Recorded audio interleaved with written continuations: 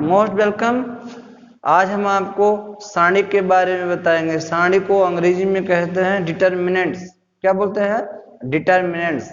अब सारणी होता क्या है, इसके रूल्स क्या है, इसका यूज क्या है, क्यों इसका हम अध्ययन करेंगे, ये अपनी इस वीडियो में हम आपको बताने का प्रयास करेंगे। तो देखो बेटा, मान लो कोई सिमल्टेनियस इक्वेशन है a1x plus b1y equal to 0, a2x b2y equal to 0 where x y ये शर्त है नॉट इक्वल टू 0। तो इनके गुणांकों को अगर हम इस प्रकार लिख दें a1 b1 a2 b2, ठीक, तो हम कहते हैं ये द्वितीय कोट का सारणिक। क्या है? द्वितीय कोट का सारणिक।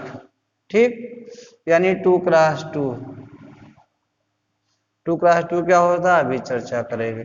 मान लो हमारे पास एक्स वाई जेड होते तब क्या लिखते a1 a2 a3 फिर b1 b2 b3 c1 c2 c3, तब इसे क्या कहते हैं? ये 3x3 है। अब ये 3x3 और 2x2 क्या होता है ये हमें जानना जरूरी है। हाँ, यानी हम जानेंगे पंक्ति किसे कहते हैं और स्तंभ किसे कहते हैं।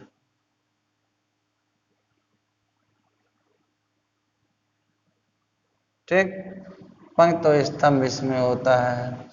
अब पंक्ति और स्तंभ की संख्याएं बराबर होनी चाहिए। ठीक, तो जितनी क्षैतिज होते, जब क्षैतिज रूप में एलिमेंट को व्यवस्थित करते हैं तो उन्हें पंक्ति कहा जाता है, और जो ऊर्ध्वाधर होते उन्हें क्या कहते हैं बेटा? उन्हें कॉलम कहते हैं। ये आर है, रो है, ये भी आर है, रो है, ये क्या है? कॉलम है, ये क्या है? कॉलम। ऐसे ये क्या है? रो है, ये क्या है? रो है। ये सब क्षैतिज है, ये सब क्या है? रो है। ये क्या है? कॉलम है, ये क्या है? कॉलम है, ये क्या है? कॉलम। चूंकि इसमें 2 रो है और 2 कॉलम है तो 2x2 लिख दिया। इसमें 3 रो है और 3 कॉलम है, इसलिए 3x3 लिख दिया है। ओके, अब यहां बेटा आर आर से तो काम बने नहीं है, ये भी आर ये भी आर, तो सफिक्स के तौर पे इसे हम r1 कह देते हैं। पहला रो है, क्या कह दिया?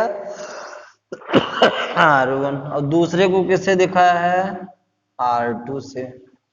ऐसे पहला कॉलम है तो किससे दिखाते हैं? c1 से। और ये कौन सा कॉलम में है? c2 है। ऐसे क्या है बेटा? r1 है, r2 है, r3 है, और ये क्या है? c1 है, c2 है, c3, यानी नीचे से आते रहेंगे r1 r2 r3, जो भी होगा काउंट करते जाते, इधर से c1 c2 c3। अब यहाँ 2 रो और 2 कॉलम है इसलिए इसे 2x2 बोला गया। यहाँ 3 रो 3 कॉलम इसलिए 3x3 बोला गया। और जो पंक्ति और रो का जो ये क्रॉस मल्टीप्लिकेशन होता है इसको हम कहते हैं ऑर्डर, कोटि कहते हैं। क्या कहते हैं?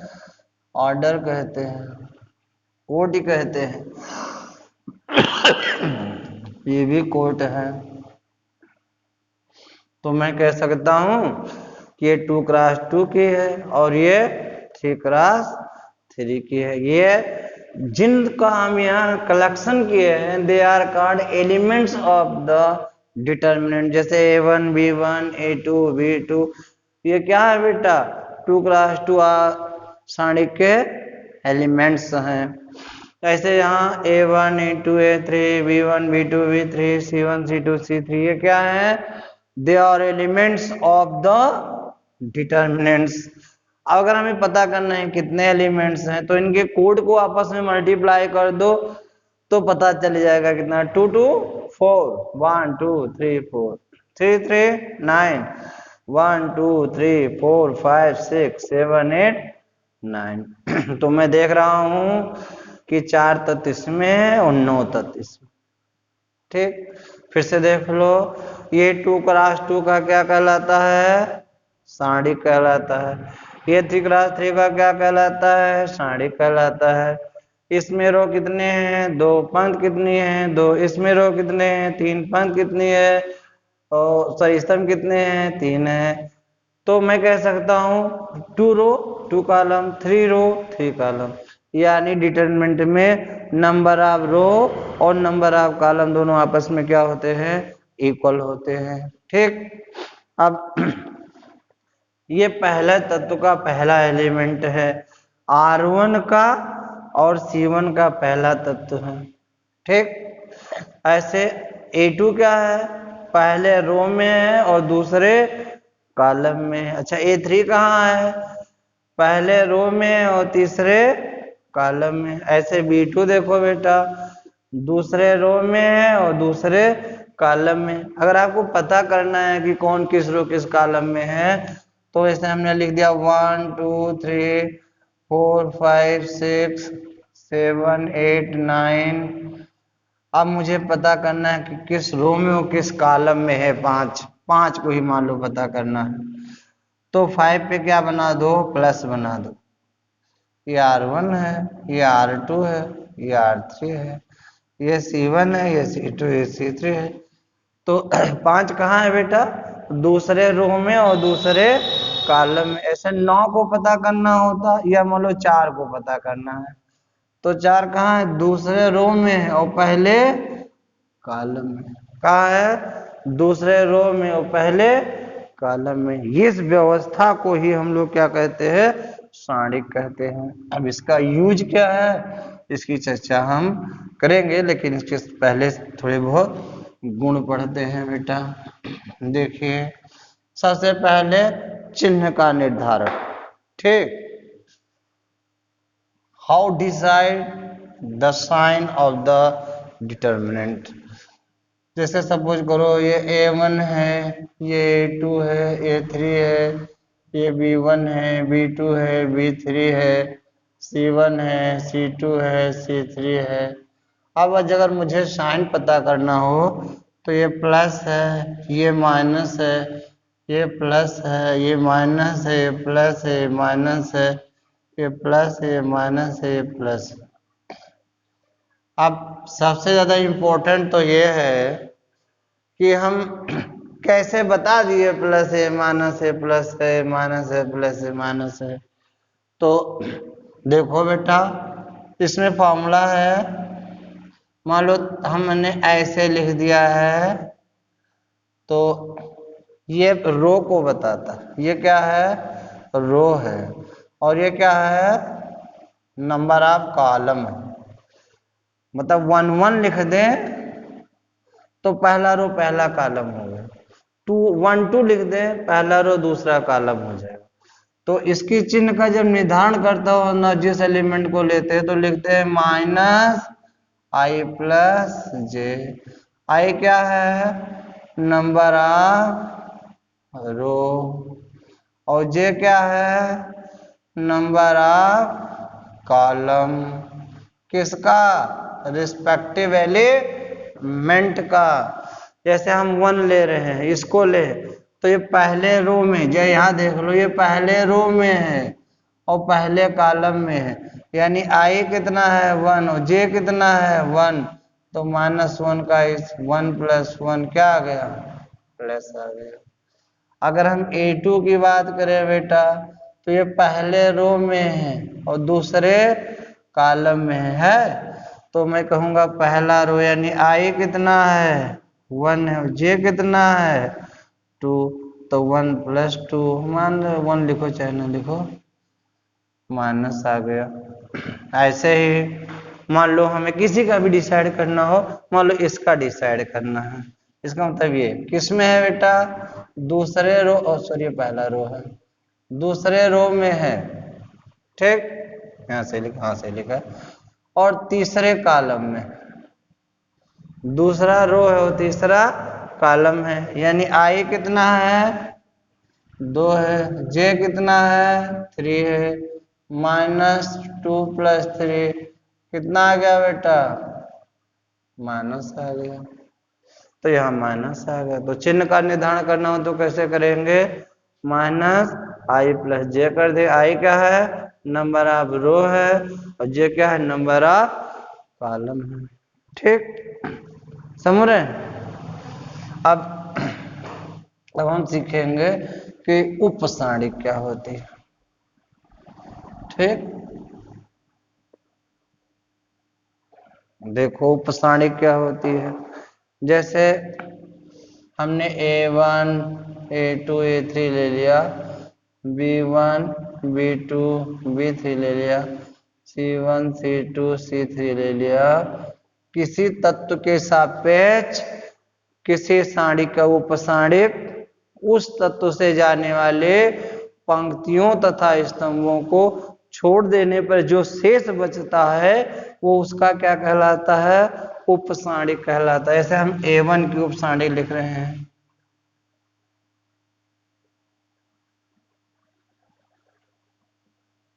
A1 की उपसारणी लिख रहे हैं तो क्या लिखेंगे बेटा, ये छूटेगा और ये छूटेगा। कौन छूटेगा, ये A1 इसी में तो आ रहा है, और ना जान पाओ तो उस पर प्लस बना दो, अपने आप छूट जाए। देखो मैंने प्लस बना दिया, तो क्या बचा है, B2 B3 C2 C3। मान लो मुझे A2 की उपसारणी लिखनी है बेटा, तब क्या करेंगे, A2 को छोड़ दो, पहले रो में है और दूसरे कॉलम में है, यानी ये नहीं रहेगा, ये छूटेगा। तो कौन कौन बचा, B1 B3 C1 C3। ठीक, मान लो आपको B3 का निकालना है। ठीक, किसका निकालना है बेटा, B3 का निकालना है, तो B3 पे प्लस बना दो, ये दोनों छूट गए। कौन बचा, B3 की उपसारणी क्या होगी, ये छूटेगा ये छूटेगा, तो बचेगा क्या, गौर करिएगा, ये छूटा है और ये छूटा है, यानी बचा A1 A2 C1 C2, A1 A2 C1 C2। अब जितने होंगे उतने बनेंगे बेटा। कितने होंगे, कितने तत्व हैं, 3 क्रॉस 3 यानी 9 तत्व हैं, तो 9 उपसारणी बने।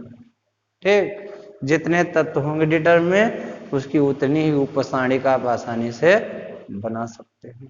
ठीक, अब हम लोग चर्चा करेंगे कि सहगुणज सारणी क्या होता है। मिटाते हैं, what do you know about the cofactor. सहगुणज सारणी क्या होती है, जैसे मान लिया A1 है A2 है A3 है, B1 है B2 है B3 है, C1 है C2 है C3 है, इसका लिखना। आप सहगुणज सारणी जान लो क्या होता है। सहगुणज सारणी में चिन्हों को भी ले लिया जाए, अगर उप सारणी को उसके चिन्हों के सापेक्ष लिखा जाए तो उसे सहगुणज सारणी कहते हैं। जैसे A1 के सहगुणज सारणी, चिन्हों को साथ में लेना है, डिसाइड करना है A1 का साइन क्या है, पहला रो है पहला कॉलम यानी प्लस है, प्लस लिखने की जरूरत नहीं, ये छूटेगा ये छूटेगा, बचेगा क्या, B2 B3 C2 C3। ऐसे A2 की सहगुणज सारणी क्या होगी बेटा, पहला रो है, कैसा रो है, पहला है, और कॉलम कौन सा है, दूसरा है, साइन कैसा मिलेगा, माइनस, तो माइनस लगाएंगे और इसकी उप सारणी लिख देंगे, ये छूटेगा और ये छूटेगा, ये और ये, तो बचेगा कौन, B1 B3 C1 C, ये ड्रॉप किया ये ड्रॉप किया, तो B1 B3 C1 C3। Okay, अब आपको A3 का लिखना है, ऐसे सबके लिख सकते हो। कितने बनेंगे? 9 बनेंगे। 3 क्रॉस 3 है तो 9 सहगुणक सारणी बनेंगे। सहगुणक सारणी निकालना बहुत जरूरी है, it is important for you to know about it. तो इसी की सहायता से हम सारणी का प्रसार करेंगे। ठीक, अब हम आपको सारणी का प्रसार सिखाते हैं, कैसे प्रसार किया जाता है।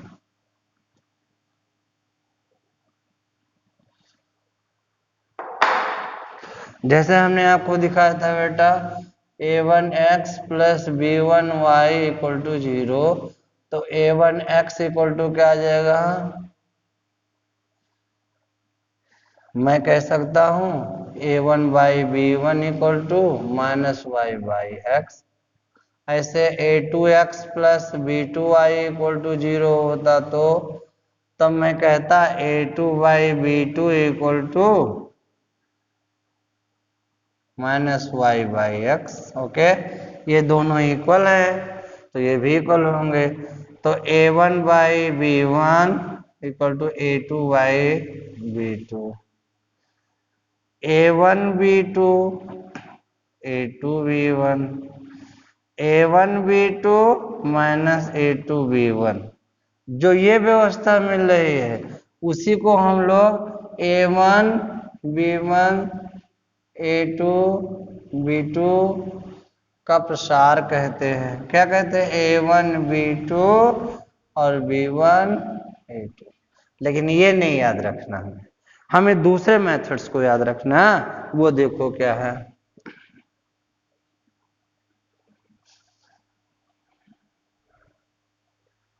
किसी सारणी का मान किसी पंक्ति अथवा स्तंभ के सापेक्ष उसके संगत तत्वों को उसके सहगुणक सारणिक से गुणा करने पर, गुणा करके जब योग निकाला जाता है तो उसका मान कहलाता है। यानी क्या करना है हमें? किसी सारणी का मान किसी पंक्ति स्तंभ के सापेक्ष उसके संगत तत्वों को उसके सहगुणक सारणिक से गुणा करने पर प्राप्त योग ही सारणी का मान कहलाता है। जैसे मान लो है a1 a2 ले लो या b1 ले लो, तुम्हारा मान a2 b2। कुछ लोग सोच रहे होंगे यहाँ a1 b1 ले लिया, a2 b2 ले लिया, अगर a2 यहाँ ले लेते तो कोई प्रभाव नहीं पड़ता। क्यों नहीं पड़ता, आगे चर्चा करेंगे।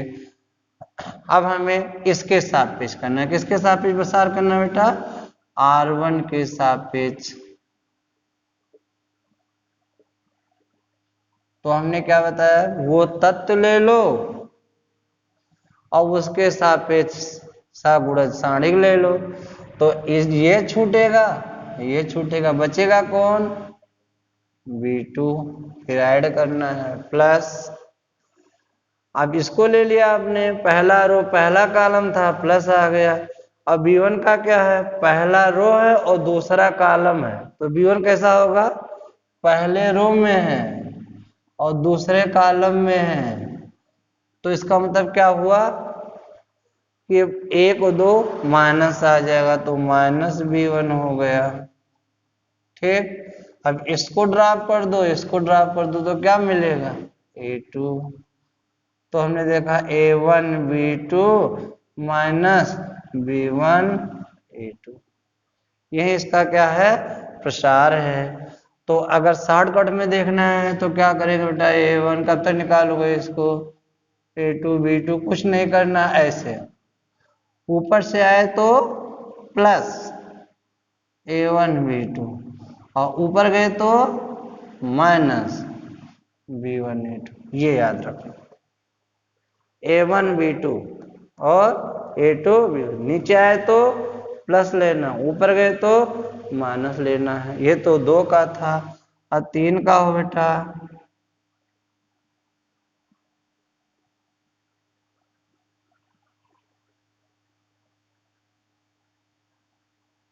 अब इसमें देखना है, सबसे पहले हम लिख लेते हैं a1, ठीक, फिर प्लस a2 का साइन देखो कैसा है? प्लस माइनस, फिर इसका प्लस। न जान तो देख लीजिएगा, पहला रो तीसरा कॉलम 3 1 4। अब A1 में क्या करेंगे, ये ड्रॉप करेंगे और ये ड्रॉप करेंगे, तो क्या होगा B2 B3 और C2 C3। इसको ड्रॉप करोगे बेटा, इसको हमने ड्रॉप किया है तो B2 B3 C2 C3 मिल गया। और जब इसको ड्रॉप कर दोगे और इसको, तब क्या मिले, इसको तो ड्रॉप करना है, इसके सापेक्ष में कर रहा हूं। और जब आप इसको ड्रॉप करोगे तो B1 B3 C1 C3 मिलेगा, यानी B1 B3 C1 C3। अब A3 पे आओ बेटा, ये ड्रॉप करेगा B1 B2 C1 C2। ऊपर सारणी लिखा है A1 B2 C3 और C2 B3। अभी हमने बताया यहाँ, नीचे आओ तो प्लस, ऊपर जाओ तो माइनस, प्लस माइनस माइनस।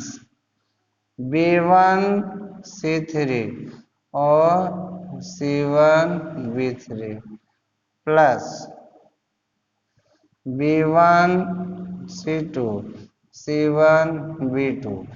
चाहे जिसके थ्रू प्रसार करो, चाहे R1 के थ्रू करो, हमने यहाँ R1 के सापेक्ष किया है। किसके सापेक्ष, R1 के सापेक्ष।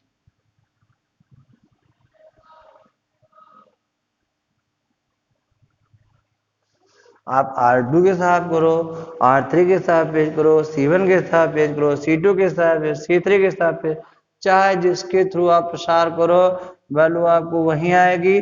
बस आपको ये याद रखना है कि तत्व लिखना है और फिर उसका सहगुणक सारणी लिखना। हमने तत्व लिखा और इसका माइनस है, माइनस सहगुणक सारणी लिख, ठीक। और फिर आपको इस नियम के तहत, अगर मान लो 4 का होता बेटा तो यहाँ 3 3 3 मिलने, तो ऐसे 2 क्रॉस 2 था तो यहाँ 1 1 मिला है। ये 3 क्रॉस 3 है तो 2 क्रॉस 2 2 क्रॉस 2 2 क्रॉस 2 मिल रहा है। अगर ये 4 क्रॉस 4 होता तो यहाँ 3 क्रॉस 3 3 क्रॉस 3 3 क्रॉस 3 मिलता। तो ऐसे ही हम लोग प्रसार करेंगे।